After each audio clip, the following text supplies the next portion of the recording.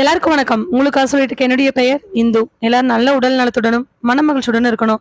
வாங்க, நம்ம இன்னைக்கு சிந்தனை பெட்டகத்துல நிழலின் இருள் கதையினுடைய 3வது பாகத்தை பார்க்கலாம்.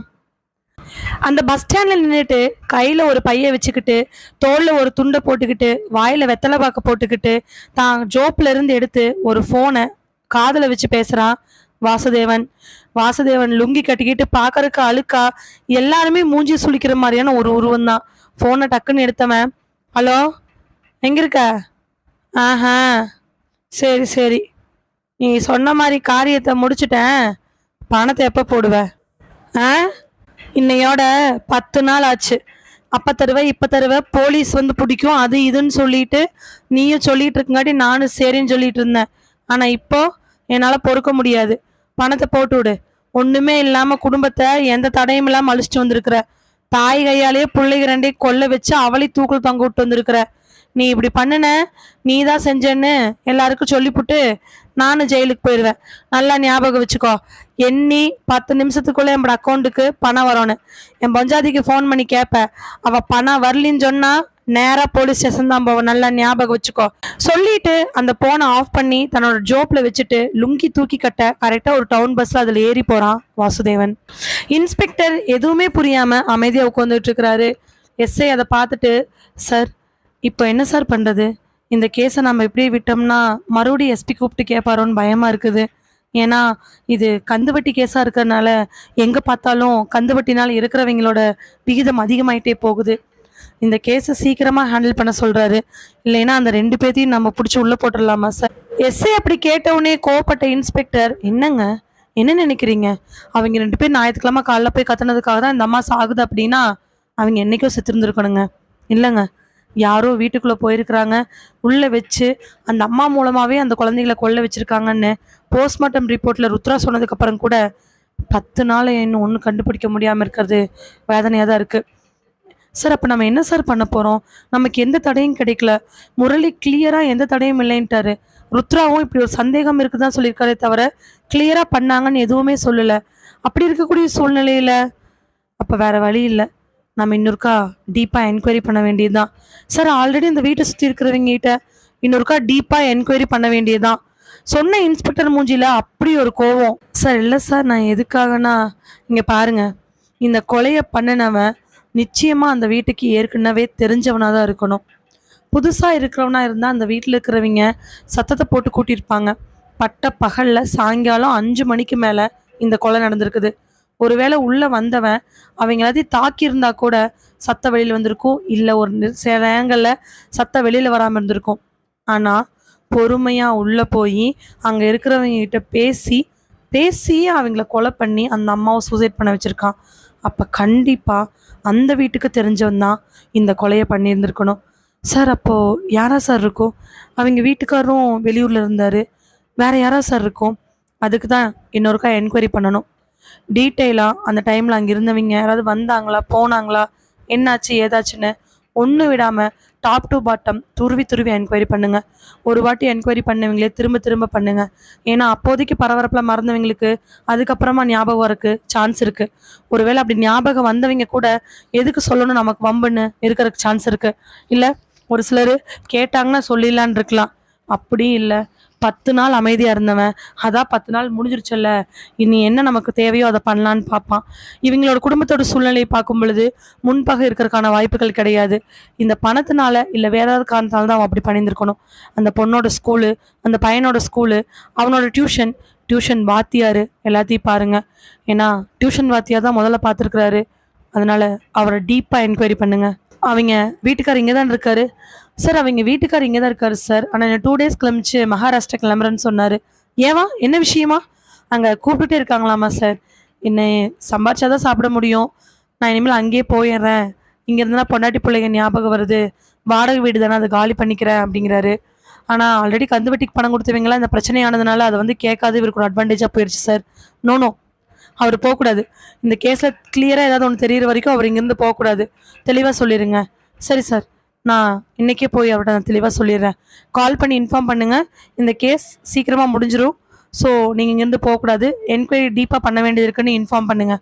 சரி சார், நான் பண்ணிடுறேன். சொல்லிட்டு இன்ஸ்பெக்டர் மறுபடியும் என்னவா இருக்குன்னு தன்னோட மூளையை போட்டு குழப்ப ஆரம்பிக்கிறாரு. 10 நாளா ஒரு கேஸ் இப்படி பிரச்சனை பண்ணிட்டு இருக்குதுன்னு அவருக்கே கொஞ்சம் மனக்குழப்பமாக தான் இருந்துச்சு. அன்னைக்கு, அதாவது சாந்தியோட பசங்க எல்லாரும் கொல்லப்படுற அன்னைக்கு சாயங்காலம் ஒரு 4 மணி இருக்கும். சாந்தி கிச்சனில் சமையல் பண்ணிட்டு இருக்காங்க. ஸ்கூல்லேருந்து வரக்கூடிய பசங்களுக்கு ஸ்நாக்ஸ் ஏதாவது கொடுக்கலாம் அப்படிங்கிறதுக்காக சமையல் வேலையை பண்ணிக்கிட்டு இருக்கிறாங்க. கரெக்டாக வீட்டு வாசலில் ஒரு சத்தம் கேட்குது. நங்க நங்க நங்க சொல்லிக்கிட்டே வீட்டு வாசலை வந்து நிற்கக்கூடிய ஒரு உருவம். கிச்சனில் இருக்கக்கூடிய சாந்தி தான் கையை கழுவிட்டு அடுப்பு சிம்மில் வச்சுக்கிட்டு சேலையில் அந்த கையை தொடச்சிக்கிட்டே வெளில வந்து எட்டி பார்க்குறா. எட்டி பார்த்த உடனே மூஞ்சியில் இருக்கக்கூடிய பாவனை எல்லாம் மாற ஆரம்பிக்குது. ஏற்கனவே சந்தோஷமா பிள்ளைகளுக்காக நார்மலாக பண்ணிட்டு இருந்தவ அந்த உருவத்தை பார்த்த உடனே ஒரு நிமிஷம் டென்ஷனோட உச்சக்கட்டத்துக்கு போயிடுறா. எதுவுமே பேசாம அந்த உருவத்தை பார்க்க அந்த உருவம் மறுபடியுமே, என்ன நங்க வந்து நிற்கிற, வான்னு கூப்பிட மாட்டேங்கிற? மறுபடியும் அதே உருவத்தை பார்த்து, சொல்லு என்ன வேணும்? என்ன மதினி, கொழுந்தன்னு கூப்பிட்டு இருந்த, இப்போ கூப்பிட மாட்டேங்கிற? தம்பினாவது கூப்பிடுவ, அதுவும் கூப்பிட மாட்டேங்கிற. சொல்லு தம்பி, என்ன வேணும்? உள்ள கூப்பிட மாட்டியா? சரி உள்ளவா. சொன்ன உடனே தன்னோட அழுக்கு லுங்கி, சட்டை, தோல்ல துண்டு, கையில ஒரு பை, ஜோப்ல ஒரு சின்னதா ஒரு பட்டன் ஃபோனு, தலைமுடி ஒரு கோலத்தோட வலது காலை வைக்காம இடது காலை உள்ள வச்சு போறான் வாசுதேவன் உள்ள போன உடனே நடுகாலில் சப்பான்கால் போட்டு உட்காந்துக்கிட்டு அந்த பையிலிருந்து ஒரு பேப்பரில் நல்ல கடலை மிட்டா அது இதுன்னு ஒரு 20-30 ரூபாய்க்கு 2 ரூபா பொருளாக வாங்கிட்டு வந்து அதை சாந்திக்கிட்ட நீட்டுறான். இந்தானங்க, என்னது இது? பிள்ளைகளுக்கு ஸ்நாக்ஸு சித்தப்பா வாங்கி கொடுத்தேன்னு சொல்லு. அதெல்லாம் எதுவும் வேணாம். என்னன்னங்க, உனக்கு இன்னும் என் மேலே கோவம் போகலையா? நான் என்னன்னங்க பண்ணிட்டு, அண்ணனுக்கு ஏதாவது ஒரு தொழில் ஏற்படுத்தி படி கொடுக்கலான்னு சொல்லி தான் அன்னைக்கு அண்ணன் அங்கே கூட்டிகிட்டு போனேன். பார்த்தா போலீஸ் வந்துருச்சு. நான் என்னன்னங்க பண்ண முடியும்? அப்பயும் நான் அண்ணனை காப்பாற்றி விட்டுட்டேன்ல. இங்கே பாரு வாசுதேவா, நீ அண்ணனை காப்பாற்றி விட்டல எனக்கு விஷயம் கிடையாது. நீ இதே மாதிரி தான் நிறையா வாட்டி பண்ணுற. அவர் வந்து நீ ஏதோ ஒரு இடத்துக்கு கூட்டிகிட்டு போகிற, பிரச்சனையில் மாட்டி விட்டுற. எதுக்கு போகிற? தண்ணி அடிக்கிற கூட்டிகிட்டு போனேயாக்கும்.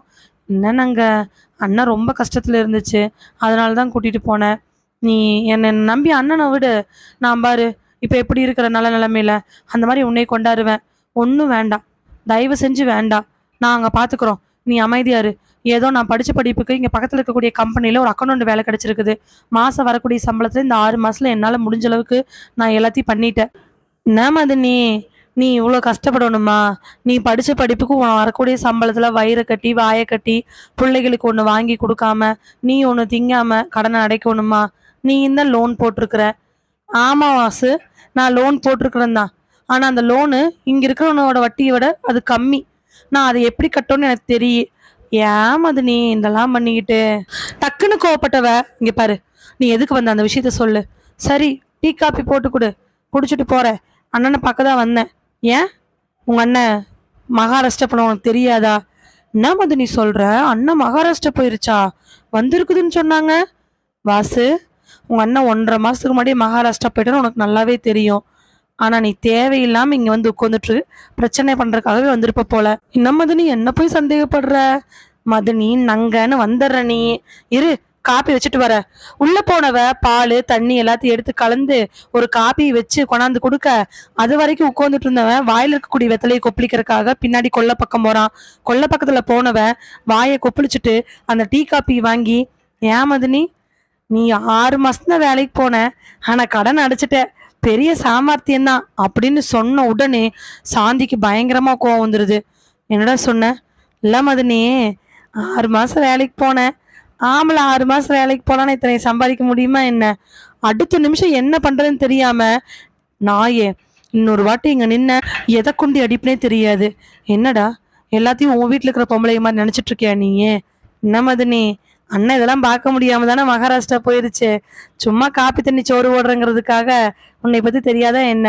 ஊர் சொன்ன உன்னை பத்தி நல்ல விதமா பேசலாம். எனக்கு தெரியாதா மதுனி உன் கொழுந்தனுக்கு நீ யாரு என்னன்னு? என்னடா தெரியும் சொல்லிக்கிட்டு பக்கத்துல போக கையில இருக்கக்கூடிய டீ டம்ளரை அவன் கீழே போட்டுறான். என்ன மதுனி, நான் சும்மா பேசிட்டு இருக்கேன், நீ என்னை அடிக்க வர? அடிப்பியா மதுனி? அடி அடி பார்க்கலாம். டே என்னடா பிரச்சனை பண்றதுக்காக வந்திருக்கிறியா? கேட்டுட்டு இருக்கும் போதே வாசல்ல பசங்க அம்மான்னு கத்துற சத்தம் கேட்க டக்குன்னு திரும்பி பார்க்க பசங்க 2 பேரும் ஆட்டோல இருந்து இறங்கி உற்சாகமா உள்ள வராங்க. வெளியில நின்னுட்டு இருந்தவ, அதாவது கொல்லை பக்கத்துல வெளியில நின்னுட்டு இருந்தவ எட்டி பார்க்க, வாங்க கண்ணு வாங்க. மா, வாசு சித்தப்பா எப்ப வந்தீங்க? கண்ணு, சித்தப்பா இப்பதான் கண்ணு வந்த. உடனே சாந்தி, நீங்க 2 பேர் போய் கைகால் மூஞ்சி கழுவிட்டு ட்ரெஸ் மாத்திட்டு வாங்க. ஆமா கண்ணு, போங்க போங்க. கைகால் மூஞ்சி கழுவி ட்ரெஸ்ஸை மாத்திட்டாங்க. மதனி என்னமோ பண்ணி வச்சிருக்குது. சித்தப்பா கூட கடல் மிட்டாயெல்லாம் வாங்கிட்டு இருக்கேன், போங்க போங்க சொல்ல 2 பேரும் அந்தந்த இடத்துக்கு ட்ரெஸ் மாத்த போயிடுறாங்க. என்னடா, எதுக்கு வந்திருக்க? என்ன பிரச்சனை பண்ண வந்திருக்கேன்? ஏதாவது உங்க அண்ணன் பிரச்சனை பண்ணிட்டு சொன்னாராக்கும்? என்ன மதனி, அண்ணனை சந்தேகப்படுற? நீ மட்டும்தான் முக்கியம் வாழ்ந்துட்டு இருக்கிறவரு. ஆனா நீயே சொல்லும் பொழுதே கோவம் வந்தவ டக்குன்னு சட்டையை பிடிச்சிடுறா. வேணாம் மதனி, சட்டையிலேருந்து கையெடு. என்னடா, மரியாதை வீட்டை விட்டு வெளில போடா, இல்லைன்னா உன்னை உண்டுலேன்னு பண்ணிடுவேன். ஏண்டி, நான் வீட்டை விட்டு வெளில போறக்காடி இங்க வந்தேன். முதல்ல டீன்னு சொன்ன அடுத்த நிமிஷம் அவ கண்ணெல்லாம் விரிய ஆரம்பிக்குது. வாசு, வாசுவா, நான் எதுக்கு வந்திருக்கேன்னு தெரியாம நீ பாட்டுக்கு முடிவெடுக்கிற? சொல்லிட்டு இருக்கவே மரியாதையா கொல்லை பக்கத்துல இருந்து வீட்டுக்குள்ள போயிருடி, இல்லைன்னு வச்சுக்கோ மானத்தை கெடுத்து விட்டுருவேன். சொல்லி 2 நிமிஷம் அப்படியே நின்றுட்டு இருக்க. இவன் உள்ள போக, உள்ள வாடி அப்படின்னு சொன்ன உடனே இவளும் ஒன்றும் புரியாம உள்ள போறா. உள்ள போன அடுத்த நிமிஷம் கதவை சாத்திட்டு மெயின் டோரையும் சாத்திடுறான் வாசு. சாத்தின உடனே, எதுக்குடா கதவுல சாத்துற? ஒன்னும் இல்ல, வீடுக்குள்ள நடக்கிறது வெள்ளியும் போய் தண்டரை போட்டு உன் மானத்துக்கு எடுக்கணும்னு வச்சுக்கோ. நான் ரெடியா இருக்கிறேன். மானத்துக்கு எடுக்கட்டுமா? என்னடா மானத்துக்கு எடுப்ப?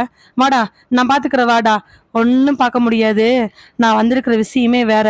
என்னடா, என்ன பேச்சு ஒரு மாதிரி இருக்கு பாரு. நான் வந்திருக்கிற விஷயம் வேற. மரியாதையா நீயே உன் பிள்ளைகளை கொன்னுட்டு தூக்குல தொங்கிரு, இல்லைனா என் கையால சாவேன். அவ்வளவுதான். அவளுக்கு தூக்கி வாரி போடுது. இவன் பாட்டுக்கு வரான். ஆம்பளை இல்லாத வீட்டுல நீ பாட்டுக்கு செத்துரு, இல்லைன்னா உண்டுலேன்னு பண்ணிடுவேன்னு சொல்லிட்டு பிளாக்மெயில் பண்றான். என்ன பண்றதுன்னு தெரியாம முழிச்சுட்டு இருக்க. இருடா, போலீஸு கூப்பிடுறேன், அக்கம் பக்கத்துல இருக்கிறவங்களை கூப்பிடுறேன், இருடா அப்படின்னு சொல்லும் பொழுது, மதனி நில்லு. திரும்பி பார்த்து, மதனியா நாயே, நீ எல்லாம் என்னைக்கும் அந்த தகுதி இழந்துட்டடா. மதனே நில்லு. கேட்க போகாம நடந்து போய் போனை எடுக்க போனவட்ட, உன் புள்ள அந்த டியூஷன் பசங்களோட சுத்திட்டு இருந்தால, அதுக்கான வீடியோலாம் இருக்கு. அந்த வீடியோல உன் புள்ள துணி இல்லாம இருக்கா, எல்லாத்துக்கும் அனுப்பட்டுமா? என்னடா சொல்ற? என்ன மதனி, பாரு. வாங்கி பார்க்கும் பொழுது அவ பொண்ணோட போட்டோவை யாரோ மாப்பிங் பண்ணியிருக்காங்க. அதுவும் அந்த டியூஷன் பையன் கூட. பார்க்கறதுக்கு அப்படியே அசலா இருக்குது. என்னடா இது, சின்ன புள்ளடா, 9, 10 படிக்கிற பிள்ளைய போட்டு இப்படி பண்ணி வச்சிருக்கிறீங்க. இல்ல, என்னன்னாலும் பரவாயில்ல, நான் போலீஸ்க்கு போவேன். போ மதனி. இதே மாதிரி உனக்கும் ஒரு வீடியோ இருக்குது. நீ வேலை செய்யறிய மேனேஜரு, அவனோட பாக்குறியா சொல்லிட்டு இன்னொரு வீடியோ போட்டு காட்ட. அதே மாதிரி அந்த பொண்ணும், அதாவது அந்த அம்மாவும் ஒரு மேனேஜர் கூட தப்பா இருக்கிற மாதிரி மாப்பிங் பண்ணியிருக்காங்க. என்ன இதெல்லாம் நாங்களே கிடையாது. மதனி, நேரம் போயிட்டே இருக்குது. இது எல்லாத்துக்கும் அனுப்பி மானம் போய், நீ உன் மானம் போன கூட பரவாயில்ல, முள்ள மானம் போகும். எல்லாரும் வீட்டுக்கு வருவாங்க, அசிங்கப்படுத்தணும். அந்த அசிங்கத்தோட நீ வளரணுமா என்ன? ஏன்னா ஏற்கனவே அந்த டியூஷன் பையன் கூட உன் பொண்ணோட பேரு நாரி கிடக்குது. இந்த மாதிரி பண்ணணும்னா நீ செத்து போறது எவ்வளோ பெட்டர் இல்லை? செத்து போயிரு மதினி. எதுக்கு மதினி உயிரோட இருக்கிற? முடியாது. உன்ன மாதிரி ஒரு கேவலமான ஆளுக்காக என் பசங்களை நான் கொல்ல முடியாது, நானும் சாக முடியாது, கண்டிப்பாக முடியவே முடியாது. அப்படியா, சரி, இதை நாம் அனுப்பிட வேண்டியதுதான் சொல்லிட்டு அவன் டக்குன்னு ஒரு குரூப்புக்கு அனுப்பிடவே இவன் நெஞ்செல்லாம் வெடிச்சு போயிடுச்சு. ஐயோ, யாருக்கிட்ட அனுப்புன? நம்ம ஊர்ல இருக்கிற வலுசு பசங்க குரூப்புக்கு அனுப்பிட்டேன். தா பாரு, காமிச்சு அடுத்த நிமிஷம் அவ அப்படியே நெஞ்செல்லாம் பிடிச்சுக்கிட்டு அழுக ஆரம்பிக்கிறா. இவன்கிட்ட கம்மன் நம்ம அமைதியா இருந்திருக்கலாமோ அப்படின்னு சொல்லி யோசிச்சுட்டு இருக்கும்போது அந்த போனை பிடுங்க போக, என்ன மதனி என்கிட்ட மட்டும் தான் இருக்குன்னு நினைக்கிறியா? இப்ப எல்லார்கிட்டையும் இருக்கு மதனி, என்ன மதனி பண்றது? ஆனா ஆக்சுவலா வாசுதேவன் அந்த குரூப்ல அனுப்பவே இல்லை. அவன் நெட்டை ஆன் பண்ணல அப்படிங்கறத அவட்ட காட்டவே இல்லை. போனை ஒரு பக்கம் திருப்பினதுனால சாந்தினால பார்க்கவே முடியல. டேய் வேணாண்டா, பேர அழிச்சிருடா, உனக்கு எஞ்சி கேட்கறேன்டா. நேரம் 10 பேர் பார்த்துருப்பாங்க மதனி. வா மதனி, உன் பசங்களை உங்க ஏழை கொண்டுட்டு நீயே செத்துரு மதனி. இதுக்கப்புறம் அவனுக்கும் அவன் மதனிக்கும், அதாவது சாந்திக்கும் எக்கச்சக்கமான ஆர்கியூமெண்ட் போச்சு. அவன் இன்னும் என்னென்னமோ பயப்படுத்த ஆரம்பிச்சான். வேற வழியே இல்லை. பிள்ளையோட மானம் போயிடும், இவங்க மானம் போயிடும், இல்லைன்னா சாந்தி பத்தி வெளியில சொல்லிடுவேன், வேற மாதிரி போயிடும், புருஷ பண்ண தப்பெல்லாம் வெளில சொல்லிடுவேன்னு எக்கச்சக்கமான பிளாக்மெயில். ஒரு 1/2 மணி நேரத்துக்கு மேல போக ஆத்திரப்பட்டவ வேகமா உள்ள போறா. ஏற்கனவே அவன் அந்த வீட்டுல ஓரமா ஒளிச்சு வச்சிருந்த ஒரு பொருளை எடுத்து கொண்டாந்து அவ கையில கொடுக்க அவள் அதை வாங்குறா. ஏன்னா அந்த பொருளை எடுக்கும் பொழுது இவ துண்டை போட்டு தான் எடுத்தான். கையில் வாங்கின உடனே பிள்ளைங்க ரெண்டு ஒரு ஓரமாக உட்காந்து அழுதுட்டு இருக்கிறத பார்த்துட்டு பிள்ளைங்க ரெண்டத்தையும் கூட்டிகிட்டு போய் கட்டலில் படுக்க வைக்கிறான். மதனி, இப்போ நீ மட்டும் இதை கையில் வைக்கல, இந்த உலகத்துக்கே போகிற மாதிரி உன் பிள்ளையோட வீடியோவும் உன் வீடியோவையுமே நான் எல்லாத்துக்கும் போட்டுவிட்ருவோம் மதனி. பார்க்குறியா? போட்டுட்டுமா போட்டுட்டுமா இப்படியே 5 நிமிஷம் சொல்ல அவள் அந்த குழந்தைகளோட கழுத்தில் வச்சு அந்த லைட்டாக வச்ச அடுத்த நிமிஷம் பின்னாடி வந்தவன் டக்குன்னு அவளோட கையை வச்சு அமுத்த அந்த பிள்ளைங்க ரெண்டும் துடிருச்சு செத்து போகுது. அம்மா ஏதோ பிரச்சனையில் இருக்காங்க, இவன்ட்டு இருந்து அம்மாவை காப்பாற்றணும், நம்மளால எதுவுமே பண்ண முடியல, அப்பாவும் இங்க இல்லைன்னு அப்பளே ஓரமா நின்று அழுதுட்டு இருந்த குழந்தைங்க அம்மா இப்படி பண்ணும் பொழுது துடிச்சு தவிச்சு அதை தள்ள பாய்ச்சுகளே தவிர அம்மாவை எதிர்க்கவும் இல்லை, யாரையும் அடிக்கவும் இல்லை. இவன் இப்படியே பிளாக்மெயில் பண்ணி அவங்க 2 பேத்தையும் கொன்னுட்டான். கொன்ன அடுத்த நிமிஷம் அவ கையாலே அதை தூக்கி ஒரு ஓரமா எரிய சொல்ல அது ஓரமா எரிஞ்சிருச்சு. என்ன மதினி, பிள்ளைங்க செத்து போனதுக்கு அப்புறம் நீ மட்டும் என்ன மதனி பண்ண போற? நீயும் செத்துரு மதனி சொல்லிட்டு அவன் பாட்டுக்கு உள்பக்கம் லாக் போட்டு கொல்லப்புறமா வெளியில வந்து கொல்லப்புறத்தை பூட்டு போட்டு அந்த பூட்டோட சாவியை ஜன்னல் வழியா வீட்டுக்குள்ள ஒரு ஓரமா தள்ளி அந்த ஜன்னல்ல வச்சுட்டு அவன் பாட்டுக்கு அங்கிருந்து கிளம்பி போயிடுறான். இப்போ அவனுக்கு எந்த அடையாளம் கிடையாது. கொல்ல பக்கமா போனவன் வீட்டை சுத்தி இருக்காங்களா இல்லையான்னு பார்த்துட்டு போக வீட்டை சுத்தி அந்த நேரத்துக்கு யாருமே அந்த நிமிஷத்துல இல்லை. அப்படின்னாலும் அந்த ஊர்ல இருக்கிறவங்க ஒன்று சந்தேகப்பட முடியாது. ஏன்னா கிட்டத்தட்ட 1 மாசமா ஒரு நாளைக்கு 2-3 வாட்டி அந்த வீட்டுக்கு வரவும் பின்பக்கமா டீயை குடிச்சிட்டு போகவும் வழக்கமா வச்சிருக்கிறான். 2-3 பேர் கேட்டா கூட மதனி சும்மா பார்க்க வந்த அண்ணன் ஊர்ல இருக்கிறதுனால, மதனி சும்மா பார்க்க வந்த அண்ணன் ஊர்ல இருக்கிறதுனால, பிள்ளைகளுக்கு தீனி வாங்கிட்டு வந்த அண்ணன் ஊர்ல இருக்கிறதுனால டீயை குடிச்சேன், கொல்ல பக்கமா டம்ளாரை வச்சுட்டு அப்படியே கிளம்புறேன்னு சமாளிச்சிருவான். ஆனா 2-3 நாள் அவ பிள்ளைக்கு துணி மாத்திரங்கிறா அப்படிங்கறக்காகவும் இவன் வெளில போயிட்டாங்கிறக்கா கதவை சாத்தியிருக்கிறா. அதையே பயன்படுத்தினவன் கதவையும் சாத்திட்டான். எப்படியோ யாருக்கும் இவன் மேல சந்தேகம் வராத மாதிரி எல்லாத்தையும் பண்ணிட்டான். அன்னைக்கு அதிர்ஷ்டவசமா என்னமோ அவன் வந்ததோ போனதோ அந்த ஊர்ல ஆட்கள் நடமாட்டம் அதிகமா இல்லாத நாள். அதை பார்த்து வந்தானா என்னன்னு தெரியல, அன்னைக்கு அவன் தப்பிச்சு 10 நாள் கையில சிக்காம மாட்டிக்கிட்டு இருக்கிறான்.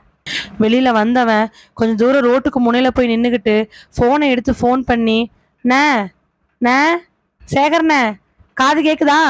என்னண்ணே, காது கேக்குதா? ஆ கேக்குதுடா, சொல்லு.